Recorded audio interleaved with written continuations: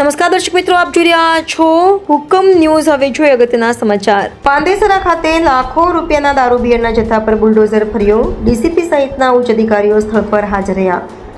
Zone 4 police દ્વારા કુલ 25 લાખથી વધુના જથ્થાનો નાશ કરાયો.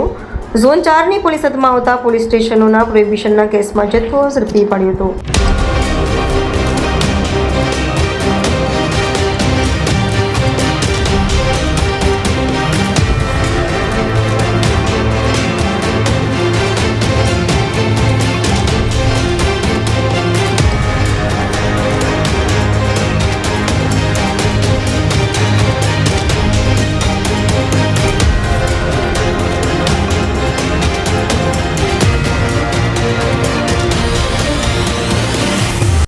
खान पुलिस स्टेशन का नंबर आता है जिसमें कि 8,66,959 रुपए का मुद्दा माल है और बाकी खानों के भी थोड़े थोड़े मुद्दा माल है.